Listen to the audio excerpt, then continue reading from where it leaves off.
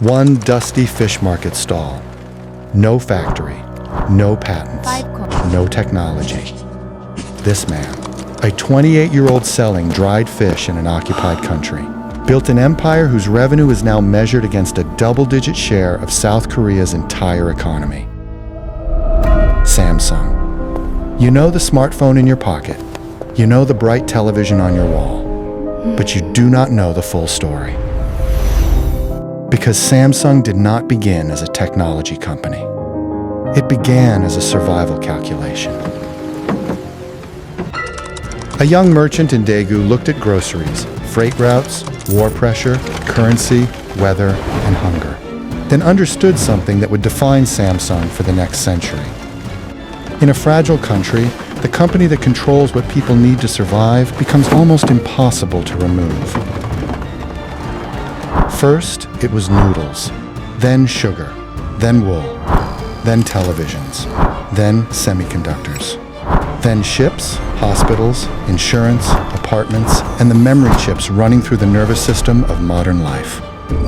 And what Samsung became because of that early calculation is a force the modern world doesn't even have a political word for yet.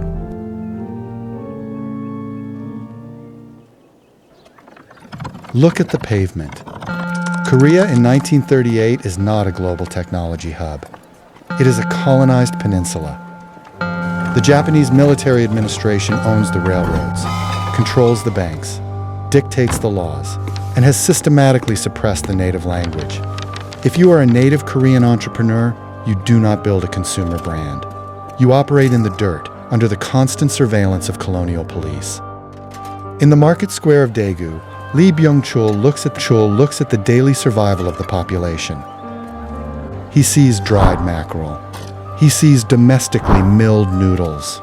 He sees apples harvested from local orchards. He is not inventing a machine. He is reading scarcity. He watches what people need, where goods move, which routes are still possible, and how small profits can become larger leverage. He leases a drafty, 3-story wooden warehouse. He hangs a simple hand-painted sign outside the door, Samsung Sango. Samsung, in Korean, it translates to 3 stars. To a Western consumer, 3 stars sounds like a mediocre product review. But in local culture, the number 3 represents something immense, numerous, and powerful. And a star represents an entity that burns in the sky forever. He starts with exactly 40 employees, one sputtering second-hand delivery truck, and a back room where local women mix flour to press out fresh noodles. Every morning, Lee is there at dawn. He is smelling the dried fish. He is haggling over the wholesale price of sugar. He is counting small copper coins into an iron lockbox. He isn't a tech visionary. He's a meticulous merchant trying to keep a truck running on muddy, unpaved roads. But he is learning something that will outlast every product he ships. In a colonized economy, a small trading company can be ended by a tax, a military order, or a single bad season. The merchant who cannot be replaced cannot be removed. So Lee built toward irreplaceability. One cargo route, one supplier, one warehouse at a time. Then the geography flattens. June 25th, 1950. Across the 38th parallel. All citizens are advised. The Korean War erupts. Imagine everything you have spent 12 years constructing. Every client ledger, every supplier relationship, every brick of your central warehouse turned to ash in less than a month. The capital city of Seoul changes hands 4 times. Heavy artillery reduces commercial districts to gray powder. Lee is forced to abandon his inventory, stack his family into the bed of a truck, and flee south, watching the northern horizon burn behind him. When the armistice is signed in 1953, South Korea is no longer a functioning nation-state. It is a broken landscape. The average citizen survives on less than $80 a year. Millions are entirely dependent on foreign aid. The industrial base is twisted metal and charred timber. And in that ruin, Lee Byung-chul sees an economic vacuum. Post-war Korea produces almost nothing. No clean clothing, no processed sugar, no basic commodities. People did not need a clever trading strategy. They needed food. They needed cloth. They needed factories that could produce basic survival inside Korea itself. Where a normal business owner sees economic ruin, Lee smells a monopoly. He takes his remaining capital to the southern port city of Busan and constructs a sugar refinery called Cheoljadang. Why sugar? Because it is pure, cheap energy. It has a long shelf life, and nearly every household needs it. He takes those sugar profits, drives back into the ruined capital, and opens the largest woolen textile mill the country has ever seen, Cheolmokik. Suddenly, Samsung is no longer just a grocery merchant. They are weaving the fabric the nation uses to clothe itself as it rebuilds. Lee reinvests every one. He acquires a department store. He moves into financial services, establishing what would become Samsung Life Insurance. By the end of the 1950s, Lee Byung-chul is officially the wealthiest individual in South Korea. He has built a commanding position in the domestic commodities market. But his journey is about to collide headfirst with a military wall. How did a simple food and clothing tycoon survive a military dictatorship? Then what did surviving it actually cost him?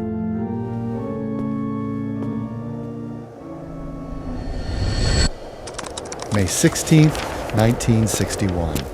The rhythmic sound of combat boots on cold concrete pavement. General Park Chung-hee orchestrates a military coup, seizing control of the government. Park looks at the country and sees weakness everywhere: poverty, dependence, fragmented industry. His government treats economic development not as a slow civilian process, but as a national security mission. That changes the meaning of being a businessman. The country's largest industrialists are no longer just private actors. They are potential instruments of national policy. Prominent business leaders are accused of illicit wealth accumulation. Assets come under pressure. Corporate futures are suddenly tied to political obedience. Lee Byung-chul is one of the largest names on that board. The pressure is not subtle. The new regime wants industrial output: steel, chemicals, infrastructure, exports, heavy manufacturing. It wants private capital redirected toward national development goals. For Lee, survival requires compromise. He accepts the new political reality, makes concessions, and aligns Samsung with the state's industrial priorities. Behind those negotiations, they strike a compact that reshapes South Korea's industrial future. The military state provides Samsung with subsidized credit, tax breaks, and protection from foreign competitors. In exchange, Samsung's corporate strategy is guided by the economic development goals of the state. This is where the modern chaebol bargain hardens into form. Family-owned conglomerates wired into the nervous system of a nation. The textbooks would later call it industrial policy. That word is too clean for what actually happened. This was coercion, transformed under pressure into cooperation. The state offered access, financing, licenses, protection, and direction. The conglomerates delivered factories, exports, jobs, and national capacity. It worked. And that is what makes it complicated. This system helped transform South Korea from a poor, war-damaged country into an industrial power. But it also created a dependency between corporate empires and political authority. Samsung did not rise outside the state. It rose with the state. Lee walks out of those negotiations as a free man, but he has ceased to be an independent entrepreneur. He is now a financial instrument of the state. And once a company learns to grow through a bargain with power, it does not simply forget that language. That compact would eventually help build one of the most industrialized economies in Asia. But it would also leave behind a question that South Korea is still forced to answer. When the state creates giants to save the economy, who controls the giants after they become too large to fail?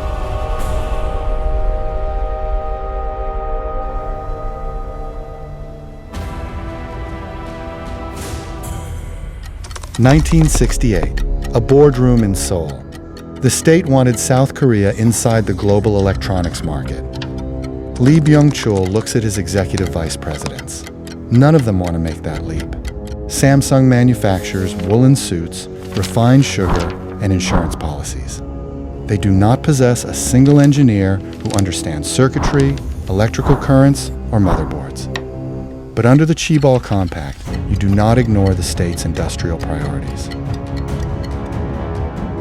On January 13, 1969, Samsung Electronics is officially incorporated.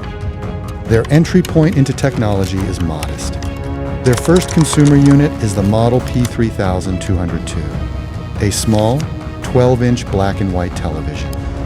Because they lack internal technology, they buy the basic schematics from Sanyo in Japan. Their early engineers are still learning how to solder the components correctly. At first, Samsung does not lead. It learns. It studies. It assembles. It copies.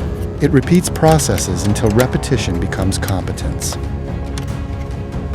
By 1979, through speed and low manufacturing costs, Samsung becomes the largest producer of black and white televisions in the world. But inside the family dynasty, a quiet conflict is brewing. Lee Byung-chul is aging, and he is evaluating his lineage. His youngest son, Lee Kun-hee, is quiet, eccentric, and spends his free time working on imported sports cars. The family assumes he is a distracted dreamer. But Lee Byung-chul understands something deeper. The plastic shell is not the real prize. The real power is inside the machine. Electricity, components, circuits, memory, silicon. Whoever controls the electronic brain controls the next industrial era. In December 1974, Lee Kun-hee walks into his father's office with a thesis that challenges the family hierarchy. A small, failing domestic startup named Hankook Semiconductor is days away from liquidation. The founder's financial advisors state unanimously that it is a toxic asset. Do not touch it. The patriarch tells his son no. So the son commits a serious breach in a traditional Confucian dynasty. He openly disobeys. Lee Kun-hee takes his personal inheritance funds, his private life savings, and personally acquires a 50% stake in Hankook Semiconductor, bypassing his father's board. For 9 consecutive years, the father watches his son pour capital into this silicon foundry. It is a financial black hole. The global tech press pays little attention. Japanese tech giants like Sony and Toshiba view the venture as a bad bet. But the son is running a quiet learning operation. He is quietly contacting top Japanese semiconductor engineers, flying them to Seoul on their days off, and paying them double their salaries in cash just to teach Samsung's raw recruits how to etch silicon at the microscopic level. The contamination is visible now. Exactly. Document. Samsung could remain an assembler of other people's technology. Or it could begin the painful process of learning to make the core components itself. The logic was not quarterly profit. It was sovereignty. By 1983, the macro data changes. The aging patriarch realizes his son was right. He travels to Japan and issues the Tokyo Declaration. Samsung will mass produce 64K DRAM memory chips to compete directly with Silicon Valley. The industry scoffs. But inside the clean rooms, Samsung engineers work 18-hour shifts. Some pass out from exhaustion, sleep on the linoleum floors for 2 hours, and go straight back to the microscopes. They produce a functional 64K DRAM chip in exactly 6 months. The global industry standard said it was impossible in less than 5 years. The early television had been a product. The semiconductor move was a seed. And that seed catches the eye of a tech titan across the Pacific. Samsung enters a supply agreement with a design-focused company in California that would become its fiercest future adversary, Apple. Samsung became one of Apple's critical component suppliers, providing memory and chips for the devices that would later become Samsung's fiercest competitors. In 1987, the founder Lee Byung-chul dies. The son who disobeyed him takes control as chairman. And his first major act is to put a torch to his own empire. What drove the new chairman to order his workers to destroy $50 million of their own products with sledgehammers?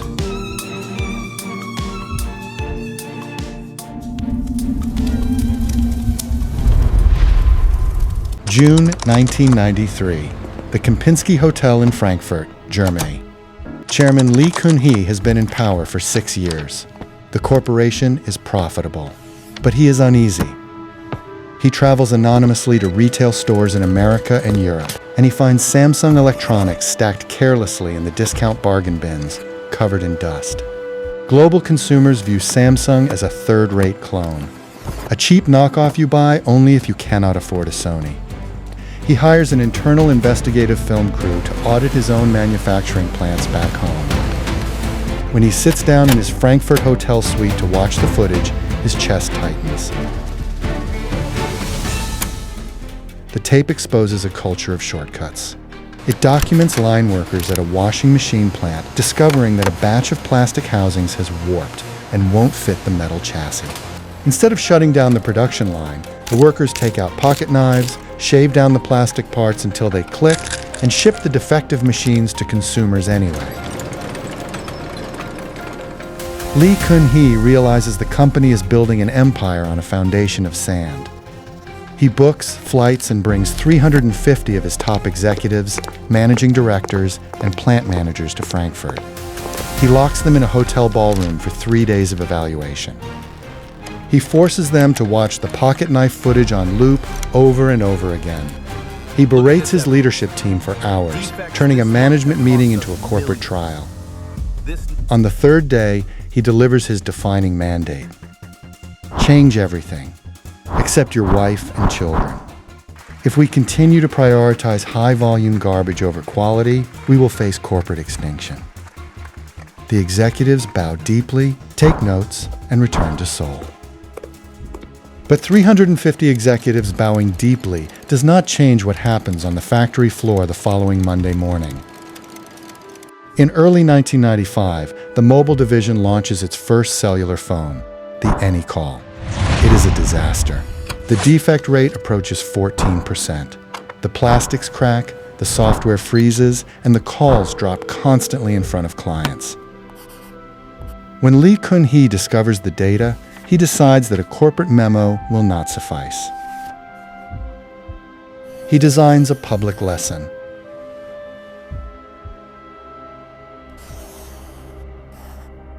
March 1995, the courtyard of the Gumi manufacturing facility.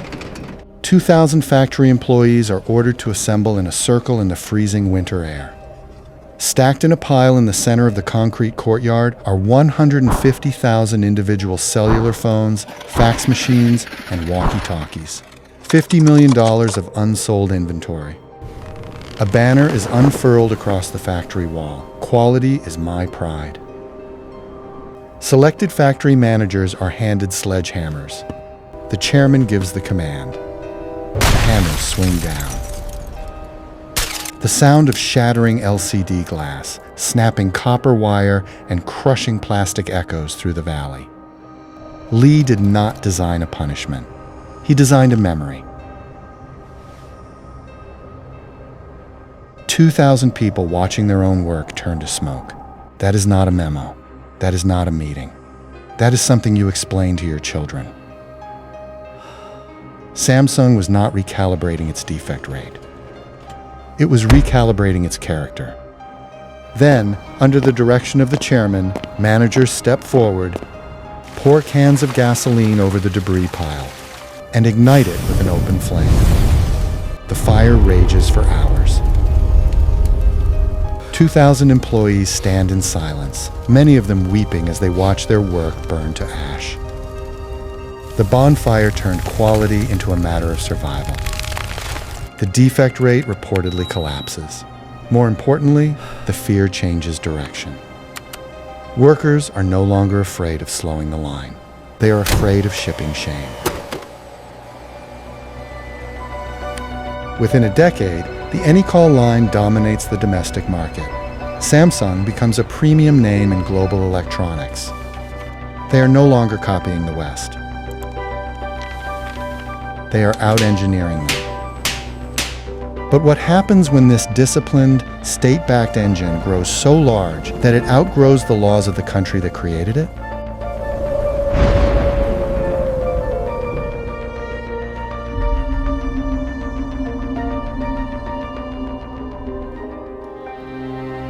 Look at the macroeconomic footprint of modern South Korea. By the dawn of the 21st century, Samsung is no longer just a prominent corporate citizen. They are the weather. Depending on how the Samsung Group is measured, the conglomerate's combined revenue has been described as equal to a double-digit share of South Korea's GDP. If you live an average life in Seoul, the structural reality is hard to miss. You can be born inside the advanced medical suites of the Samsung Medical Center. You grow up in a high-rise residential complex built by Samsung's construction division. You attend classes at the Samsung-endowed Sungkyunkwan University. And you spend your adult life paying premiums to Samsung Life Insurance. They have built a private corporate state within a sovereign nation-state. And that level of economic dominance creates a rare level of political consequence. In 2007, Samsung's former top legal officer goes public with serious allegations: hidden accounts, slush funds, and payments meant to cultivate influence among senior politicians, judges, and prosecutors. Samsung denied the claims, but the scandal triggered investigations that reached the top of the empire. Public outrage builds. Chairman Lee Kun-hee steps before national television cameras, bows deeply, reads a public apology to the citizens, and resigns from leadership. He is indicted, tried, and convicted. But within less than 24 months, the sitting president of South Korea issues a presidential pardon. The official justification issued by the Ministry of Justice is revealing. The state declares that the national economy is too fragile to navigate the global financial crisis without Lee Kun-hee's corporate leadership, specifically citing the need for his influence in securing the nation's bid for the 2018 Winter Olympics. He walks back through the front doors of Samsung headquarters and resumes command. A South Korean president had just told the world that one family's freedom was worth more to the state than the integrity of its own courts. Decades later, the script runs again with familiar logic. Lee Jae-yong, Samsung's heir, is convicted in 2017 for his role in an influence-peddling scandal connected to former President Park Geun-hye. A crisis that helped bring down a presidency and sent shockwaves through South Korean society. The case moved through courts, appeals, and further legal battles. But in August 2022, the government steps in again. Another presidential pardon. The state repeats the same economic argument. The nation's survival depends on his freedom to steer the country's largest semiconductor engine. Think about the long arc of this road trip. We began in 1938 with a 28-year-old merchant sorting dried fish in a wooden shack, wary of colonial police. His heirs are now so integrated into the architecture of the state that the legal system of a developed democracy bends just to keep them free. The company that was once pressured by an authoritarian state had become powerful enough that its succession, its leadership, and its influence were matters of national consequence. History had folded back on itself. At some point, it stopped being clear who was governing whom. The government that once forced Samsung into existence had built something it no longer knew how to control. But what happens when a leadership culture accustomed to surviving presidents and pardons finally encounters a force that cannot be threatened, negotiated with, or legally overridden?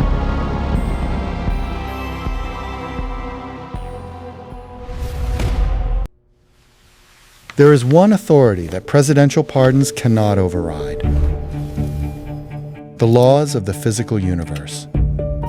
In the summer of 2016, the executive suite at Samsung Mobile is locked in a high-stakes race with Apple.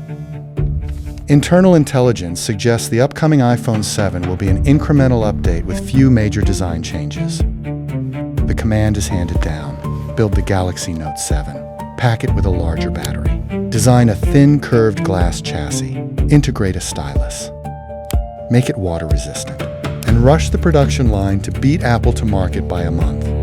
Deadlines are pulled forward. Overtime hours shatter records. The standard quality control protocols are compressed. They hit the launch window. They ship millions of pre-orders worldwide. And then the universe keeps its ledger. Within weeks of launch, social media feeds fill with videos. Handsets spontaneously overheating on desks, melting in cars, bursting into flames on residential nightstands.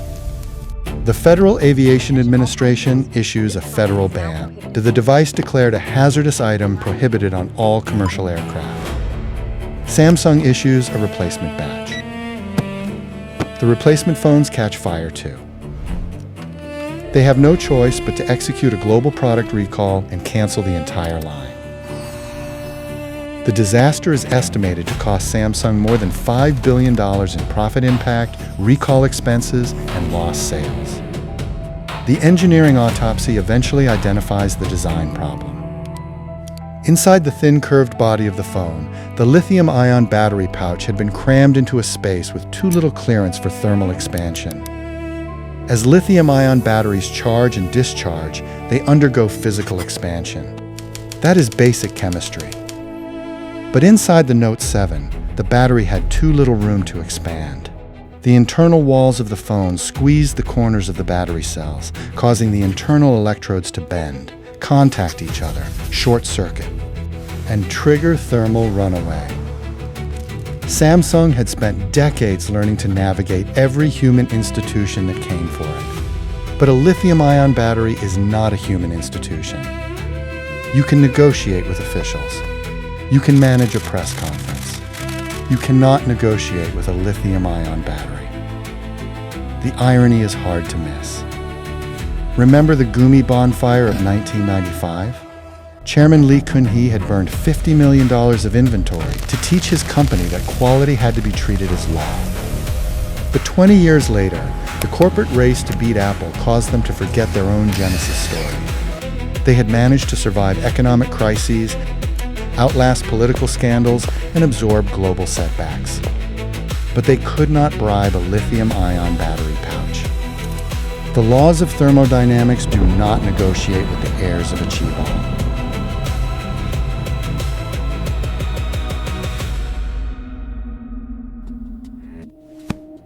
The Note 7 disaster was completely absorbed by the corporate balance sheet within 24 months. Because the world's factories needed Samsung's chips more than consumers needed an apology. The server farms that run the modern internet cannot operate without Samsung memory chips. The smartphones produced by their closest Western rivals cannot display images without purchasing Samsung OLED screen technology. The raw goods crossing the Pacific sail on mega vessels welded inside Samsung shipyards. You cannot boycott a company that has successfully transformed itself into the invisible infrastructure of modern civilization. The founder, Lee Byung-chul, passed away in 1987. His son, Lee Kun-hee, died in 2020 after spending over 6 silent years inside a medical facility operated by his own company. Occupation, war, a military coup. $50 million burned in a courtyard. A flagship phone that set nightstands on fire. Criminal conviction. Each one should have been fatal. None of them were. And after each crisis, Samsung came back, not smaller, but more embedded. When you look back through the fog of a century, back to that dusty market square in Daegu in 1938, you realize the name the young merchant chose was never a simple corporate slogan. 3 stars. An entity that is vast, numerous, and burns in the heavens forever. The dried fish trader from Daegu did not build a company. He built a dependency. A system of factories, finance, screens, chips, ships, laws, labor, memory, and national identity. The 3 stars were supposed to mean something powerful and everlasting. In the end, the name was less a brand than a prophecy. Samsung began as a way to survive a rigged economy. Today, it is one of the forces that defines the economy itself. The dried fish shop is long gone. The question is no longer how a fish trader built a tech empire. The question is what happens when the empire becomes too important to leave.